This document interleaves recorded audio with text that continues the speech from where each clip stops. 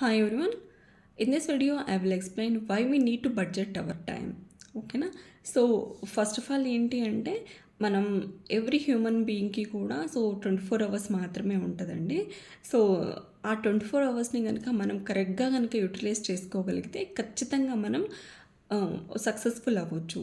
So normally ఏంటి అంటే మనం మనీని బడ్జెట్ చేసుకుంటూ ఉంటాము, కానీ టైంని ఎలా మనం షెడ్యూల్ చేసుకోవాలి అనేది కనుక మనం నేర్చుకోగలిగితే సో మనకు సక్సెస్ వైపు మనం దారి వేసినట్టే అనమాట. సో ఫస్ట్ ఆఫ్ ఆల్ ఏంటి అంటే నేను ఈ యాక్టివిటీ అనేది నేను స్టార్ట్ చేసినప్పటి నుంచి కూడా సో ఫస్ట్ మార్నింగ్ లేచిన దగ్గర నుంచి సో ఏ టైంకి ఏం చేయాలి అనేది నేను షెడ్యూల్ చేసుకోగలుగుతున్నాను. ఓకేనా.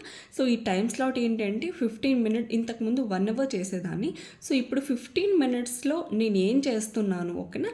సో అది అబ్జర్వ్ చేస్తున్నాను. ఒక 15 నిమిషాలకు ఒకసారి నేను అబ్జర్వ్ చేసినప్పుడు ఏం జరుగుతుందంటే సో ఎక్కడ నేను ప్రొడక్టివిటీగా నేను వాడుకోగలుగుతున్నాను, ఎక్కడ నేను అన్ప్రొడక్టివిటీగా నేను టైంని వేస్ట్ చేస్తున్నాను అనేది నాకు జస్ట్ ఫ్యూ డేస్లోనే నాకు అర్థమైంది. ఓకేనా. సో ఈ టైంలో అంటే ఇంతకుముందు ఏంటి అంటే సో జస్ట్ వర్క్స్ అయిపోగానే సో హ్యాపీగా టీవీ చూడడం ఇలా ఉండింది. సో ఆ టైంలో ఎవరైనా షాపింగ్కి అలా వస్తావా అని అనగానే సో ఖచ్చితంగా సో ఫ్రీగానే ఉన్నాం కదా వెళ్ళిపోయేదాన్ని అనమాట. ఓకేనా.